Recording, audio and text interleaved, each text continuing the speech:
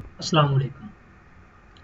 आज मैं आप लोगों को पढ़ाऊंगा इंग्लिश 502 का lecture number 27 semantics 3 lexical relations topic number 156 homophony homonymy and पॉलिसिमी।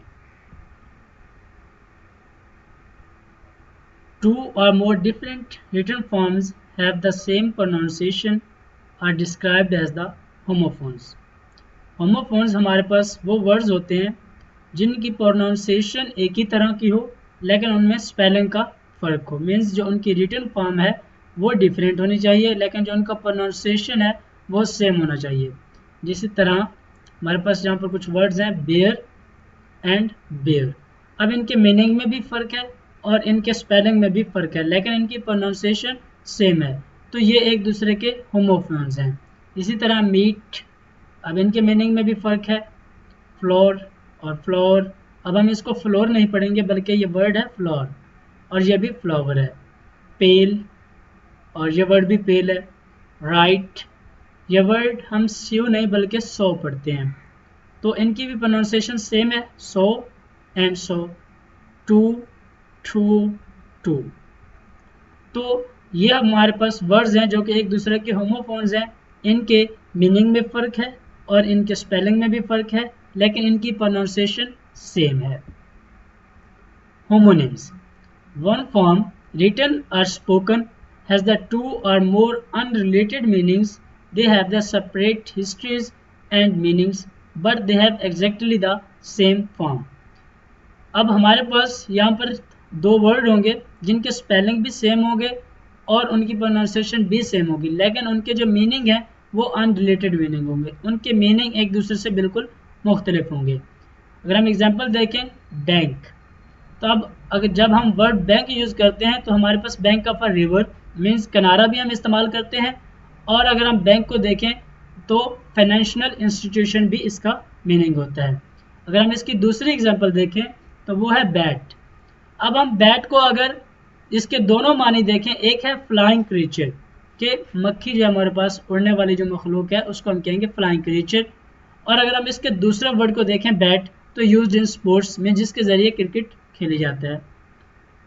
तीसरी एग्जांपल है हमारे पास मोल।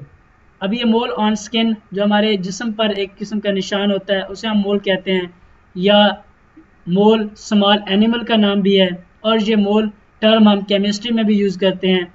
इसी तरह प्यूपिल है at school, in the eye, race, contest of speed, race, ethnic group. तो ये हमारे पास कुछ एग्जांपल थी होमोनिम्स की जिनके ज़रिए हम होमोनिम्स को समझते हैं कि कुछ वर्ड्स हैं जिनकी स्पेलिंग भी सेम है और प्रोनाउंसिएशन भी सेम है लेकिन उनके मीनिंग जो हैं वो एक दूसरे से अनरिलेटेड है। Polysemy, polysemy is an interesting phenomena that concerns the cases in which a word or a phrase enjoys the multiple related meaning as we have the word head. पोलोसेमी, पोलोसेमी कुछ वर्ड्स हैं जिनमें हम देखते हैं कि हमारे पास वर्ड एक होता है लेकिन उसके मीनिंग काफ़ी सारे होते हैं, एक से ज़्यादा मीनिंग होते हैं। जिस तरह हम अगर वर्ड देखें head, head the object on the top of body, कि कोई भी जो बॉडी का ऑब्जेक्ट है, जिस तरह हमारा सर है तो हम इसे कहेंगे हेड। या फिर person at the top of a company और अ डिपार्टमेंट, उसे भी हम हेड कहते हैं। जिस तरह एक स्कूल में हेड मास्टर होता है। Fruit on the top of a glass beer, यहाँ पर हम फ्रूट की एग्जांपल है। फुट है of a person, of a bed या ऑफ अ माउंटेन। रन है पर्सन डज द, मतलब रन भागना होता है, ये अब कोई शख्स भी भाग सकता है। वाटर डज है कि पानी का बहाव है, या कलर्स डू है।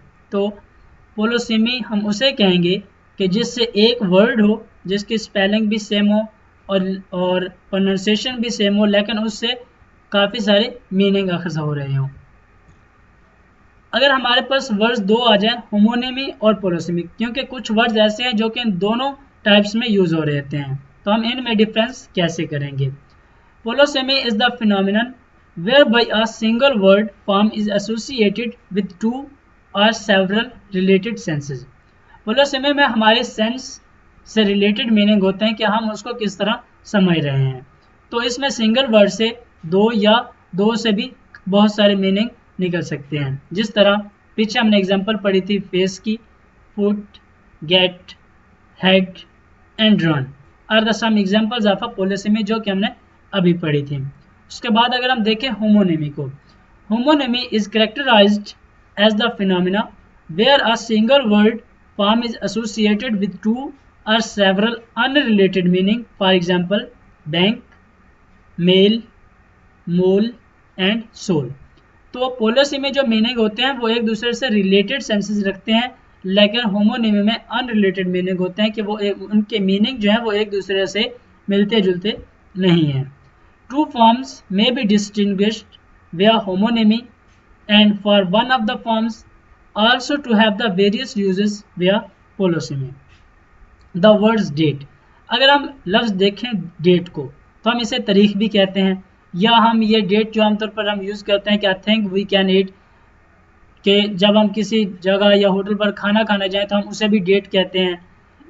And dates a point in time, के टाइम के हिसाब से मीन्स तारीख का हम जो तजिया करते हैं। और homonyms, the point in time kind of date is a polysemies, के लेकिन जो डेट की काइंड है पॉइंट इन टाइम, तो हम इसे कहेंगे पोलोसिमीज।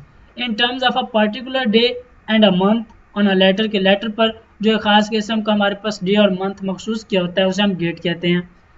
या फिर an arranged meeting time and appointment, या हम किसी से जो किसी शख्स से मिलना हो तो उसे हम अपॉइंटमेंट लेते हैं तो उसे भी हम डेट कहते हैं। और social meeting with someone we like, कि एक सोशल मीटिंग है कि हमने किसी शख्स से वैसे मुलाकात करनी, उससे टाइम लिया हुआ है तो हम उस यहाँ पर भी वर्ड डेट यूज़ करते हैं। And even a person that person we like, कि या किसी ऐसे शख्स से मिलना है जिस तरह यहाँ पर जिक्र किया गया कि date I think we can eat, के मीन्स हमने किसी होटल या किसी जगह पर किसी ऐसे शख्स से मिलना जाना है जिसे हम पसंद करते हैं तो उसे भी हम डेट कहते हैं। तो एक वर्ड के बहुत सारे मीनिंग होते हैं जिनको हमने अपने सेंस के हिसाब से यूज़ करना होता है कि हमने उनको किस तरह यूज़ करना है।